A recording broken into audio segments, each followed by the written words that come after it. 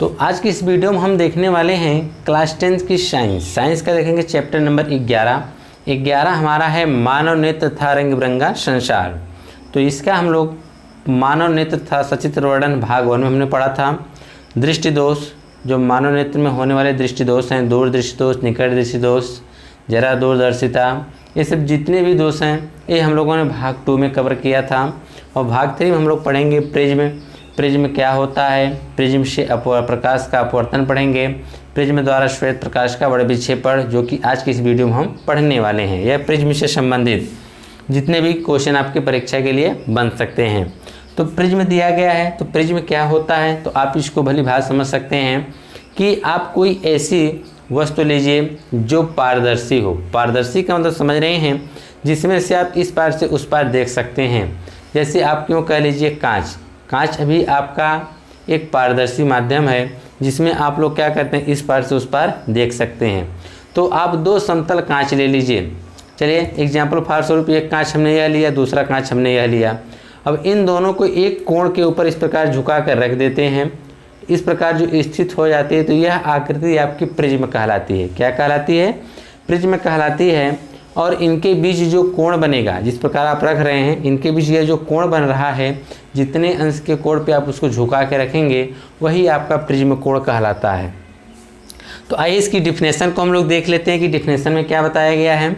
तो हम कहेंगे किसी समान पारदर्शी माध्यम का वह भाग जो किसी कोण पर झुके हुए दो समतल पृष्ठों के बीच स्थित होता है। हमने बताया ना कि जब दो समतल पृष्ठ होंगे, एक समतल पृष्ठ या दूसरा समतल पृष्ठ, या इस प्रकार किसी कोण पे हम झुका के रख देंगे, तो यही इसका क्या कहलाएगा? प्रिज्म कहलाएगा। क्या कहलाता है? प्रिज्म कहलाता है। जैसे आप सामने यहाँ पे देख सकते हैं, एक समतल पृष्ठ है PR, दूसरा समतल पृष्ठ है RQ। इन दोनों को हम लोगों ने कोण A पर झुका के रख दिया, तो यह आकृति क्या बन गई? प्रिज्म की बन गई। किसकी बन गई? प्रिज्म की बन गई। अब आगे कहा गया है प्रिज्म के जिन पृष्ठों से प्रकाश का अपवर्तन होता है। तो देखिए प्रिज्म के दो पृष्ठ हो गए, एक हो गया RP, दूसरा हो गया RQ। इन दोनों पृष्ठों से प्रकाश का अपवर्तन होता है। तो कहा गया है कि प्रिज्म के जिन पृष्ठों से प्रकाश का अपवर्तन होता है, उन पृष्ठों को अपवर्तक पृष्ठ कहते हैं। कौन सा पृष्ठ कहते हैं? अपवर्तक। यानी RP और RQ यह दोनों कैसे हैं? अपवर्तक पृष्ठ हैं। और इनके बीच जो भी कोण बनेगा उसको हम लोग क्या कहेंगे? कहा गया अपवर्तक पृष्ठों के बीच बने कोण को अपवर्तक कोण अथवा प्रिज्म कोण कहते हैं। हमने पहले ही आपको बता दिया कि इन दोनों के बीच में जो भी कोण बनेगा उसी को हम लोग क्या कहेंगे? प्रिज्म कोण कहेंगे। और इसको एक नाम से और जानते हैं, जिसको क्या कहते हैं? अपवर्तक कोण कहेंगे। क्या कहेंगे? अपवर्तक कोण कहेंगे। तो आप लोगों को क्लियर हो चुका होगा कि प्रिज्म क्या होता है। आप यूँ कह सकते हैं कि आपने दो समतल कांच लिया, ठीक है, जिसमें से आप लोग आर पार देख सकते हैं। उनको आप इस प्रकार से झुका के रख दिए, ठीक है। तो उनको जब हम झुका के जितने इसके कोण पे रखेंगे, वह तो कोण आपका कहलाएगा प्रिज्म कोण है। और जब इस प्रकार से अगर उसको आप रख देते हैं, तो यह जो आकृति बन के आपके सामने आएगी, वह किसकी आकृति आएगी? प्रिज्म की आएगी, ठीक है। तो आपने जो दोनों कांच को इस प्रकार से झुका के रखे होंगे, तो यह आपका अपवर्तक पृष्ठ कहलाएगा। यह भी आपका क्या कहलाएगा? अपवर्तक पृष्ठ कहलाएगा। और इसके बीच जो बना कोण है वह अपवर्तक कोण कहलाएगा, जिसे आप लोग क्या कहेंगे? प्रिज्म कोण कहेंगे, ठीक है। यह चीज़ें तो आप लोग जान चुके हैं कि प्रिज्म क्या होता है, ठीक है। अब हम देखने जाएंगे कि प्रिज्म द्वारा प्रकाश का अपवर्तन किस प्रकार से होता है। प्रिज्म द्वारा प्रकाश का अपवर्तन किस प्रकार से होता है, तो आइए हम देखते हैं प्रिज्म द्वारा प्रकाश का अपवर्तन। तो यहाँ पर हम लोगों ने एक प्रिज्म लिया है, कौन सा? PQR। एक हम लोगों ने प्रिज्म ले लिया है, ठीक है। ध्यानपूर्वक पहले इस चित्र को समझ लीजिए, इसमें क्या लिखा गया है वो सब आप लोग बाद में देखिएगा। अगर एक बार आपने इस चित्र को समझ गए, तो यह जो चीज़ें लिखी गई ये सब आपको ऑटोमेटिक इसी चित्र से ही लिखा गया है। ये सब आपको याद करने की आवश्यकता नहीं है, बस आप लोग चित्र समझ लीजिए, ये सब चीज़ें आप लोग खुद ही लिख सकते हैं। तो हमने एक PRQ एक क्या लिया है? प्रिज्म लिया है, जिसका अपवर्तक कोण, अपवर्तक कोण का मतलब प्रिज्म कोण। प्रिज्म कोण क्या है? A। तो इस कोण का नाम क्या होगा? PRQ या QRP बराबर क्या हो जाएगा? A, जिसको हम लोग क्या कहते हैं? अपवर्तक कोण कहेंगे। क्लियर? आपने पहले ही पढ़ चुके हैं कि PR और RQ दो अपवर्तक पृष्ठ हैं, ठीक है।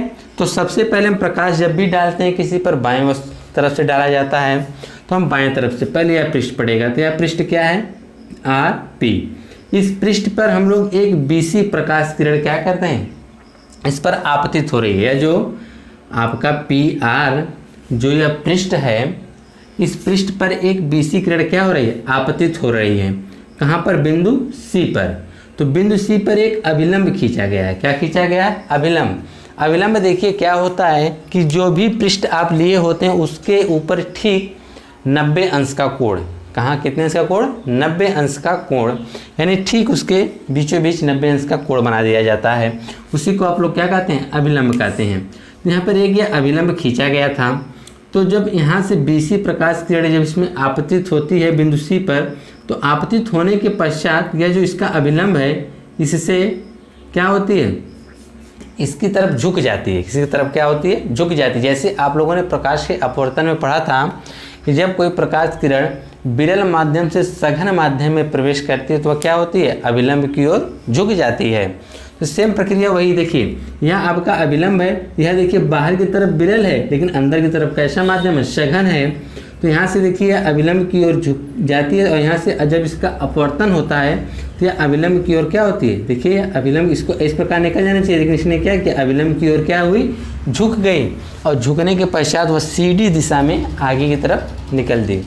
और यह आगे जाते हुए फिर दूसरा पृष्ठ, जो प्रिज्म का दूसरा पृष्ठ है आर क्यू, इस पर वह आपतित होती है बिंदु डी पर। कहाँ पर आपतित होती है? बिंदु डी पर आपतित होती है।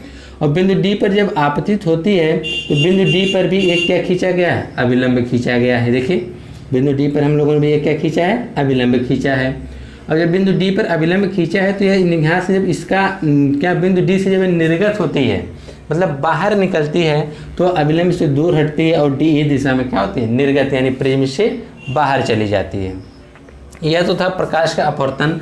और हम देख रहे हैं कि जब यह बीसी क्या किरण थी? बीसी जब इस पर आपतित थी, हम इसको आगे बढ़ाते हैं और निर्गत किरण डीई को हम पीछे बढ़ाते हैं तो वह दोनों दूसरे को बिंदु जी पर काट देते हैं, जहाँ पे एक कोण बनता है जिससे हम लोग कहते हैं विचलन कोण, और इसको हम लोग डेल्टा से व्यक्त करते हैं। किससे व्यक्त करते हैं? डेल्टा से व्यक्त करते हैं। यही सब चीज़ें हैं। और हाँ, एक चीज़ और देख लीजिए, आप लोग को पता है कि अभिलंब के साथ आपतित किरण के साथ जो भी कोण बनता है उसको आपतन कोण कहते हैं, और अपवर्तित होने के पश्चात और अभिलंब के साथ जो कोण बनता है उसको हम लोग अपवर्तन कोण कहते हैं। ठीक है, वही चीज़ यहाँ पर भी अपवर्तन कोण आर डैश हो गया और निर्गमन कोण कितना हो गया? आई डैश हो गया।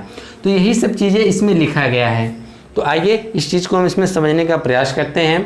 देखिए आप लोग जो भी चीज़ें हमने बताया है सब कुछ वही इसमें लिखा गया है। इसको आप अपनी खुद भाषा में लिख सकते हैं। जैसे हमने आपको सबसे पहले बताया कि पी क्यू आर एक क्या है? प्रिज्म है। तो देखिए यहाँ बताया गया पी आर क्यू एक क्या है?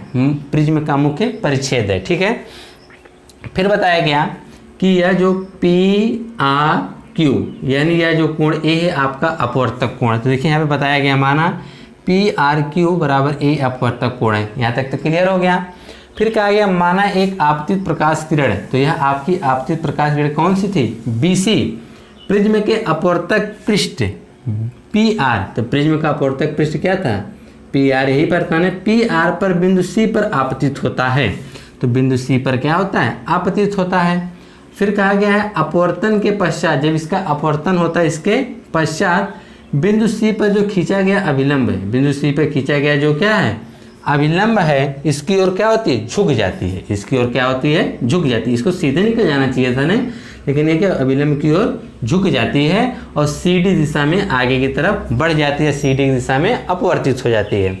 इतनी चीज़ें क्लियर हो गई कि जो पी आर क्यू एक प्रिज्म है, यह इसका अपवर्तक कोण जो ए है, और पी आर यानी पी आर या जो आपका अपवर्तक पृष्ठ है इस पर एक प्रकाश किरण बी सी अपवर्तित होती है, जो कि बिंदु सी पे अपवर्तन जब इसका होता है तो बिंदु सी पे जो खींचा गया अभिलंब इसकी तरफ वह झुक जाती है, और झुकने के पश्चात वह सीधी दिशा में आगे की तरफ अपवर्तित हो जाती है। क्लियर? यहाँ तक तो क्लियर हो गया होगा।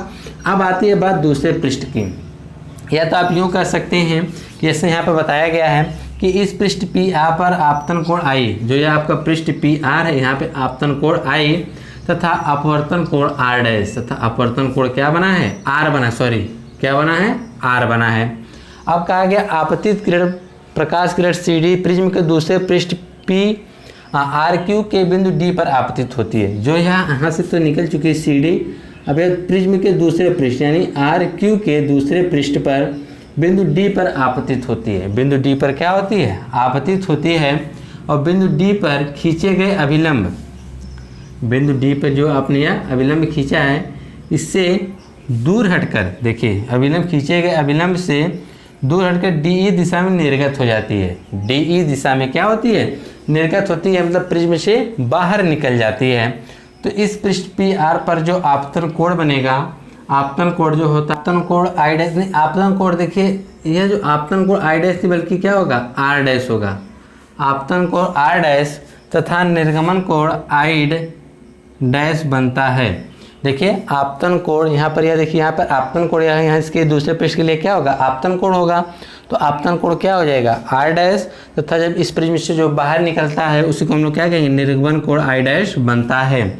फिर कहा गया था कि आपतित किरण, जो आपकी आपतित किरण BC थी, इसको आगे बढ़ाने पर, निर्गमन किरण जो है DE को पीछे बढ़ाने पर वह एक दूसरे को बिंदु G पर क्या कर देते हैं? काट देते हैं। और इन दोनों रेखाओं के बीच एक कोण बनता है जिसको हम लोग क्या कहते हैं? विचलन कोण कहते हैं।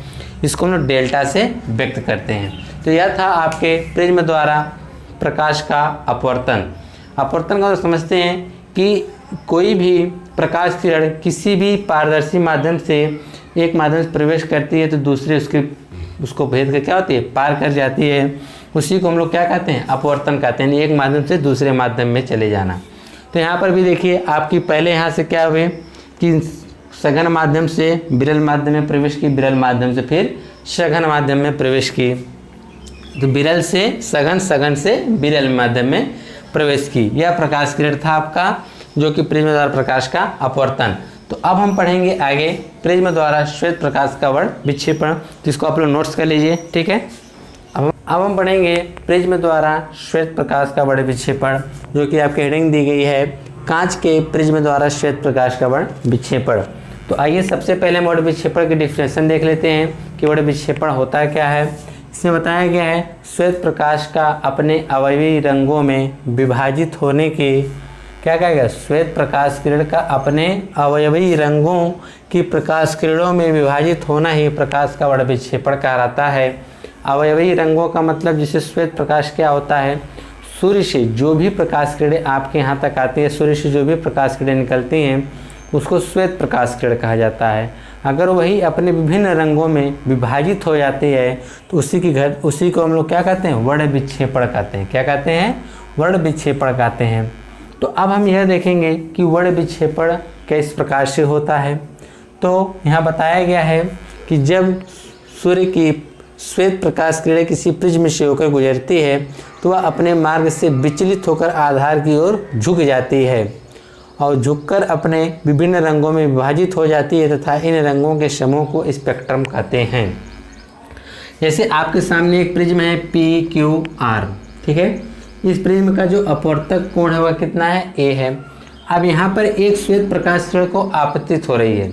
इस प्रिज्म पर एक श्वेत प्रकाश किरण क्या हो रही है? आपतित हो रही है।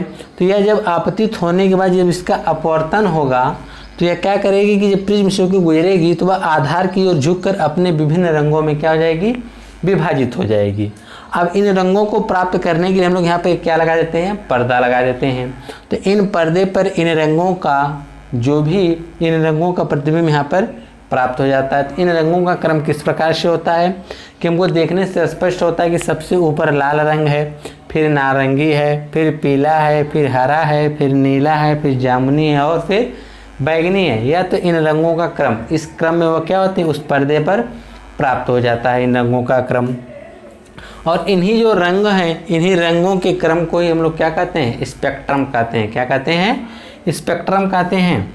तो कहा गया है प्रिज्म के आधार से इन रंगों का क्रम। प्रिज्म के आधार से क्या मतलब? ये जो प्रिज्म है इसके आधार से मतलब हम लोग नीचे से इन रंगों का क्रम किस प्रकार से होता है? जामुनी, देखिए जामुनी होगा, पहले बैगनी है, बैगनी होगा, फिर जामुनी होगा, नीला होगा, हरा होगा, पीला होगा, नारंगी होगा और लाल होगा। यह इन रंगों का क्रम है। अगर इसे अंग्रेजी भाषा में हम लोग याद करना पड़े कि हम किस प्रकार से याद कर सकते हैं, जैसे देखिए VIBGYOR,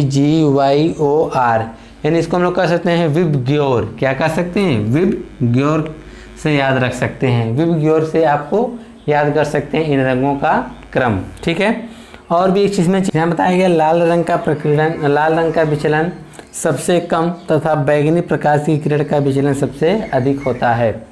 लाल रंग के विचलन का मतलब यह हो गया कि अगर कहीं कोई लाल सिग्नल या लाल वस्तु आपको बहुत ही दूर है तो आप उसे अनुमान लगा सकते हैं कि यहाँ आगे कोई वस्तु है या आगे कोई सिग्नल जो कि रेड हो चुका है।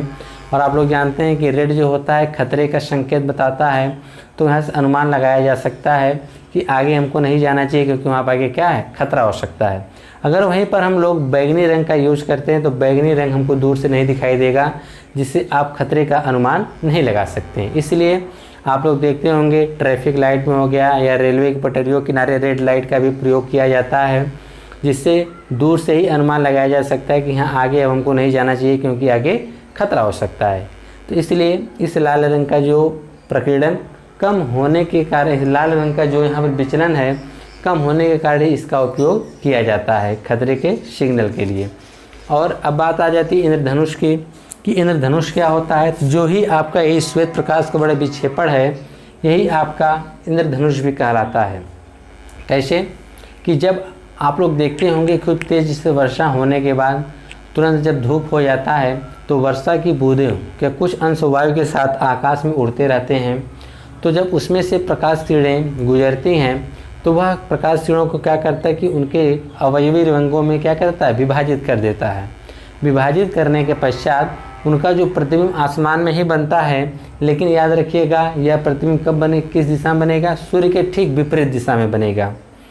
सूर्य के विपरीत दिशा में बनेगा। अगर अक्सर आप लोग देखते होंगे शाम को अगर बारिश हो जाती है, बारिश होने के बाद अगर आसमान स्वच्छ हो जाता है, तब सूर्य पश्चिम में होता है तो आप लोग देखेंगे पूर्व की दिशा में क्या होगा, आपको प्रतिबिंब इंद्रधनुष के रूप में एक दिखेगा जो कि इस प्रकार से दिखाई देता है।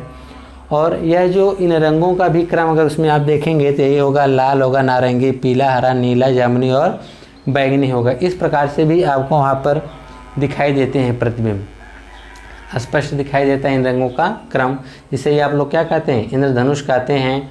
और इसे इन रंगों के क्रम को हम लोग क्या कहते हैं, स्पेक्ट्रम कहते हैं। तो इस प्रकार से ये था आपके प्रिज्म द्वारा श्वेत प्रकाश के बड़े विक्षेपण, जिसको आप लोग नोट्स कर लीजिए, इसका चित्र भी बना लीजिए। ये परीक्षा की दृष्टि से बहुत ही इंपॉर्टेंट है। आज जितनी भी चीज़ें आप लोगों ने पढ़ी है, प्रिज्म पढ़ा है, प्रिज्म से प्रकाश का अपवर्तन पढ़ा है, प्रिज्म से श्वेत प्रकाश का बड़ा विक्षेपण पढ़ा है, तो ये सब चीज़ें बहुत ही इंपॉर्टेंट है। इसको आप लोग नोट्स कर लीजिए और साथ साथ इसमें रिवीजन स्टार्ट कर दीजिए। ठीक है, अब आपसे अगली वीडियो में मिलते हैं एक नए टॉपिक के साथ। धन्यवाद।